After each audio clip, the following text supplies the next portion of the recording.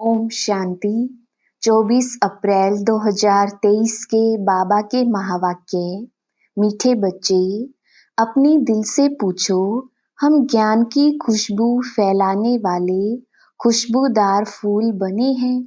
सदा अच्छी खुशबू फैलाते रहो। प्रश्न, किन बच्चों की अवस्था बहुत मस्त रहती है? गैलप करने का आधार क्या है?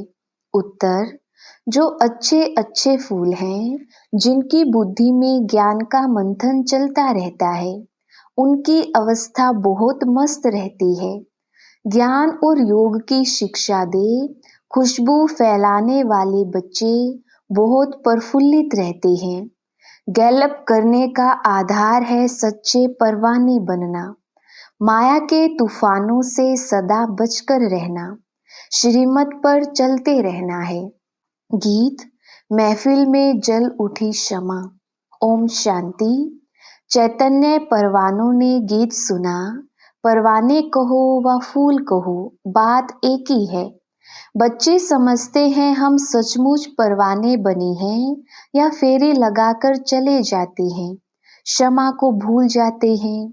हर एक को अपनी दिल से पूछना है कि हम कहाँ तक फूल बने हैं और ज्ञान की खुशबू फैलाते हैं।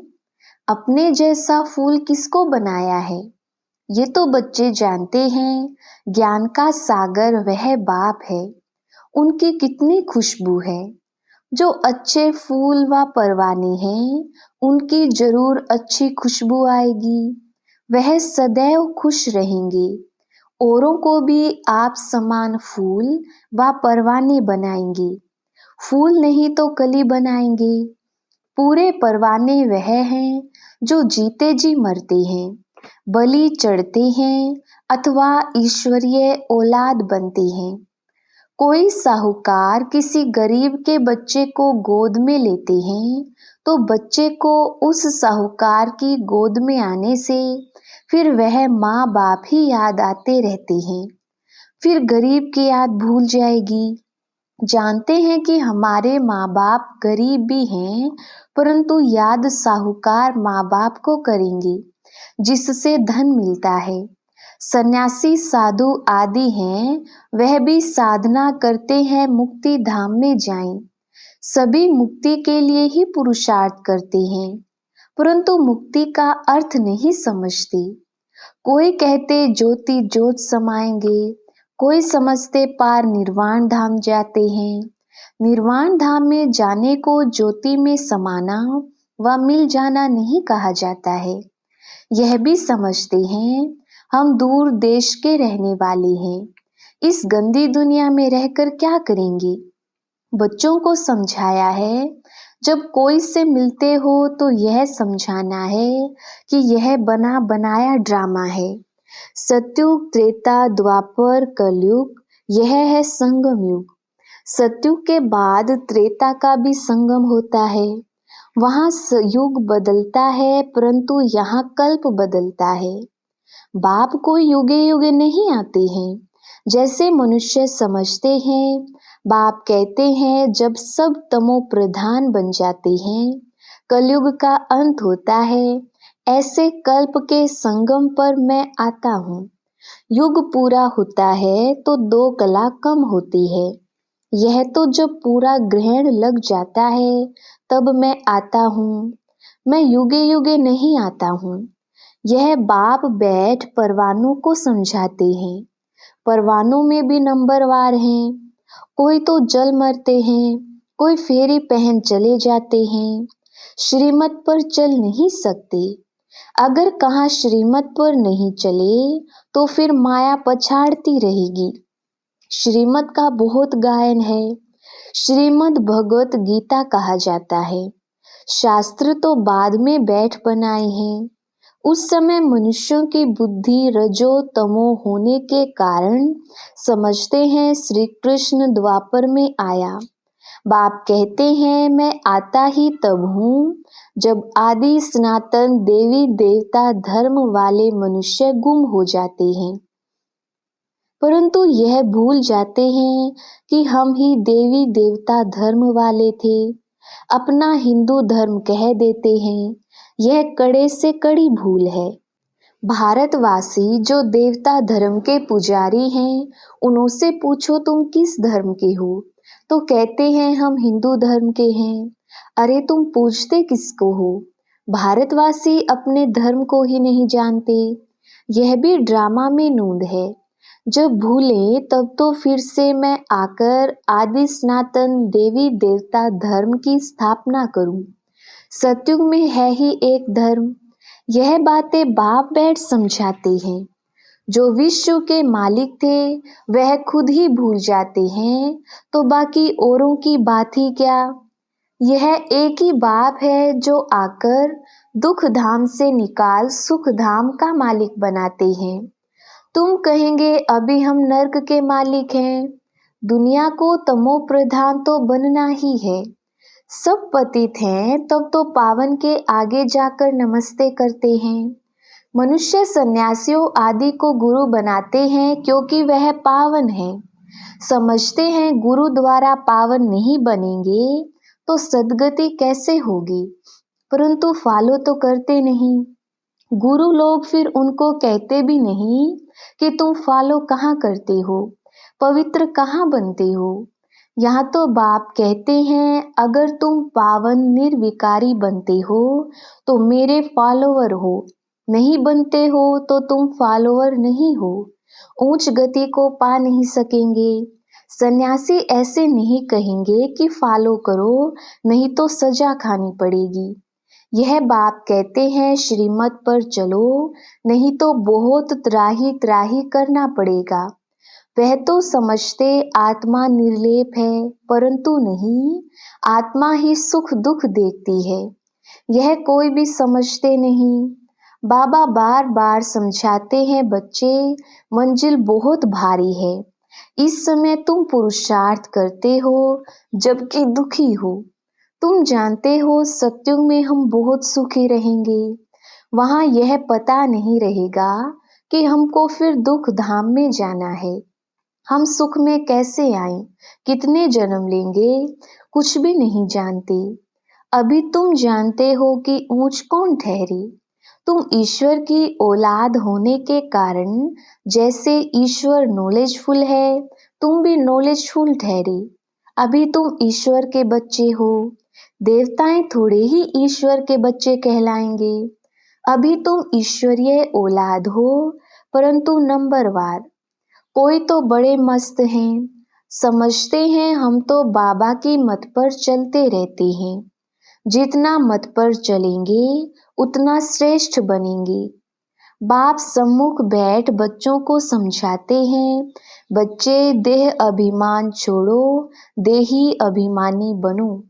निरंतर याद करो, परंतु सदैव याद कर नहीं सकेंगे। याद रहेगी नंबरवार पुरुषार्थ अनुसार, सो भी रिजल्ट अंत में निकलेगी। बाप तो है ही सुखदाता। ऐसे नहीं कि दुख भी बाप ही देते हैं। बाप कभी बच्चे को दुख नहीं देते। बच्चे अपनी उल्टी चलन से दुख पाते हैं।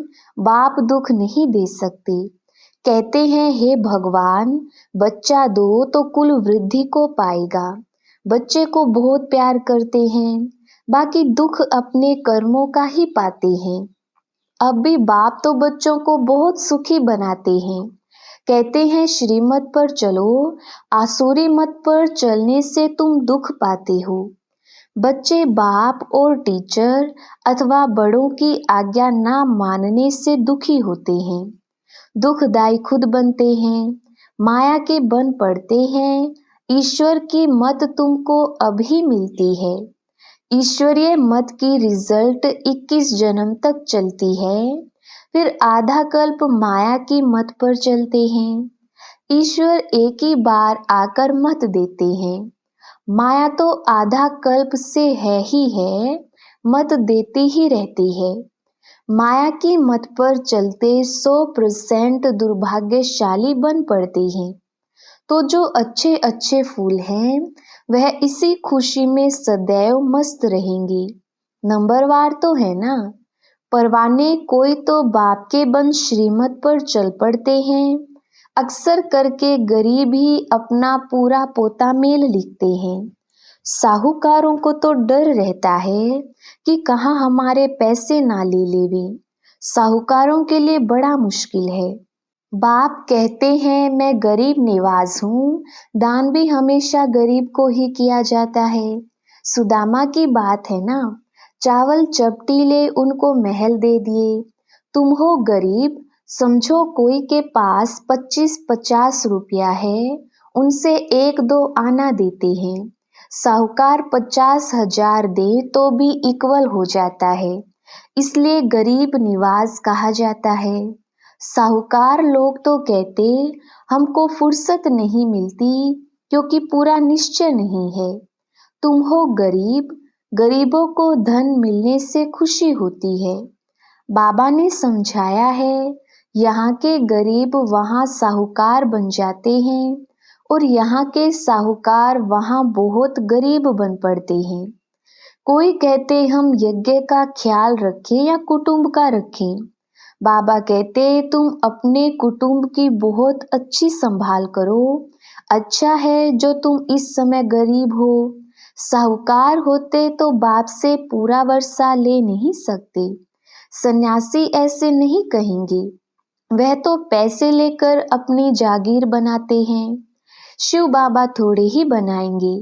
यह मकान आदि सब तुम बच्चों के अपने लिए बनाए हैं। यह किसकी जागीर नहीं है, यह तो टेम्परेरी है क्योंकि अंत समय बच्चों को यहाँ आकर रहना है।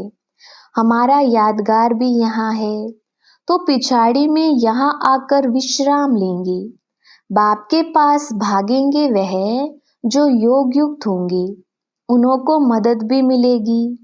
बाप की बहुत मदद मिलती है। तुम जानते हो हमको यहाँ बैठ विनाश देखना है। जैसे शुरू में बाबा ने तुम बच्चों को बहलाया है, तो पिछाड़ी वालों का भी हक है। उस समय ऐसे फील करेंगे जैसे वैकुंठ में बैठे हैं, बहुत नजदीक होते जाएंगे। यह तो समझते हैं हम यात्रा पर हैं, थोड़े समय बाद विनाश होगा। हम जाकर प्रिंस प्रिंसेस बनेंगे। किस्म किस्म के फूल हैं। हर एक बच्चे को समझना चाहिए मैं कितने को ज्ञान की खुशबू दे रहा हूँ, किसको ज्ञान और योग की शिक्षा देता हूँ। जो सर्विस करते हैं वह अंदर में प्रफुल्लित रहते हैं। बाबा जान जाते हैं यह किस अवस्था में रहते हैं। इनकी अवस्था कहाँ तक गैलप करेगी। गैलप उनकी अवस्था करेगी जो परवाना बन चुका होगा। बाप समझाते हैं माया के तूफान तो आएंगे, उनसे अपने को बचाना है। सन्यासी कभी नहीं कहेंगे कि स्त्री पुरुष गृहस्थ में रहते पवित्र हो दिखाओ। वह ऐसा सन्यास करा ना सके। उनका है ही रजो प्रधान सन्यास निर्वृत्ति मार्ग का। हठयोग सन्यास तो मनुष्य मनुष्य को सिखलाते आए हैं। अभी यह राजयोग परमपिता परमात्मा आकर आत्माओं को सिखलाते हैं। आत्मा को ज्ञान है मैं आत्मा अपने इस आत्मा भाई को समझाता हूँ।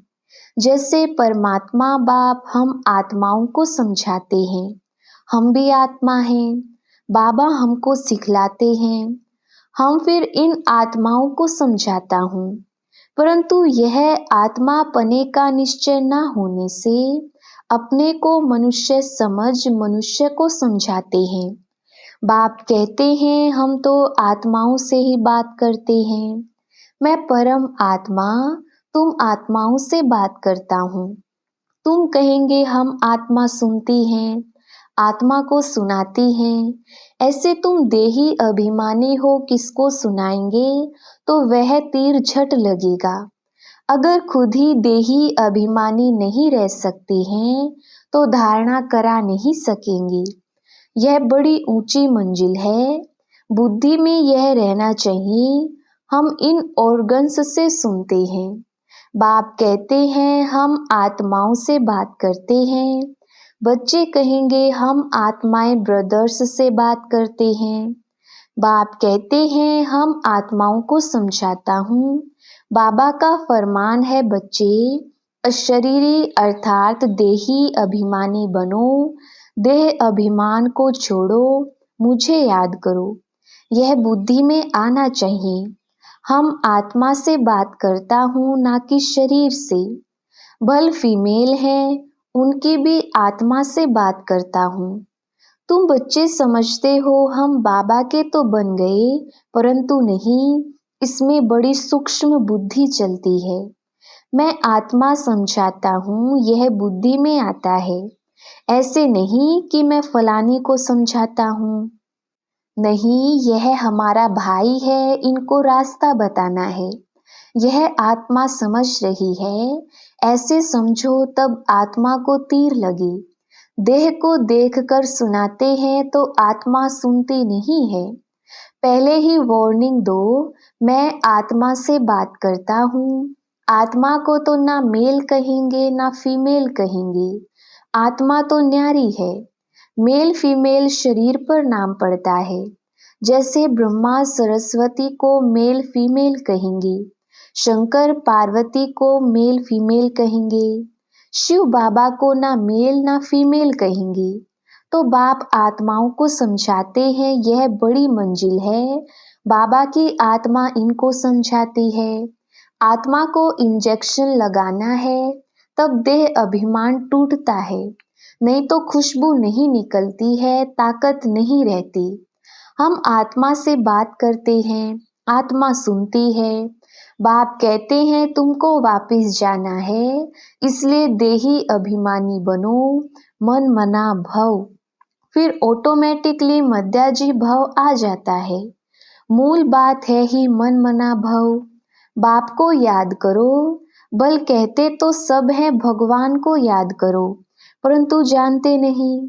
खास कहते ईश्वर को याद करो, श्री कृष्ण को व किसी देवता को याद नहीं करना है। अभी तुम बच्चों को बड़ी सूक्ष्म बुद्धि मिलती है। सवेरे उठ विचार सागर मंथन करना है। दिन में सर्विस करनी है, क्योंकि कर्म योगी हो। लिखा हुआ भी है नींद को जीतने वाले बनो, रात को जाग कमाई करो। दिन में माया का बड़ा बखेरा है। अमृत वेले वायुमंडल बहुत अच्छा रहता है। बाबा को यह तो लिखते नहीं कि फलाने टाइम पर उठ विचार सागर मंथन करते हैं।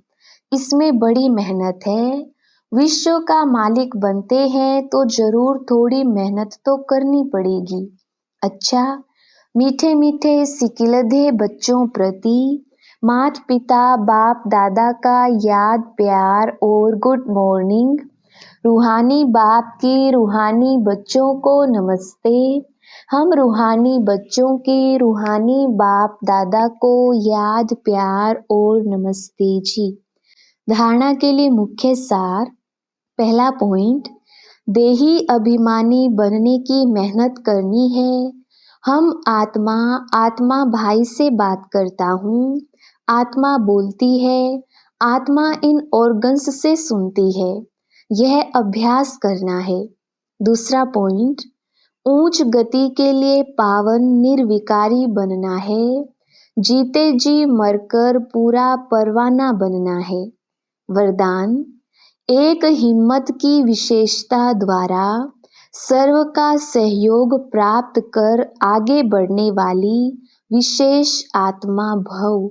विस्तार, जो बच्चे हिम्मत रखकर निर्भय होकर आगे बढ़ते हैं, उन्हें बाप की मदद स्वतः मिलती है। हिम्मत की विशेषता से सर्व का सहयोग मिल जाता है। इसी एक विशेषता से अनेक विशेषताएं स्वतः आती जाती हैं। एक कदम आगे रखा और अनेक कदम सहयोग के अधिकारी बने। इसी विशेषता का औरों को भी दान और वरदान देते रहो, अर्थात विशेषता को सेवा में लगाओ तो विशेष आत्मा बन जाएंगे। स्लोगन, बुद्धि से इतने हल्के रहो जो बाप अपनी पलकों पर बिठाकर साथ ले जाए। अच्छा, ओम शांति।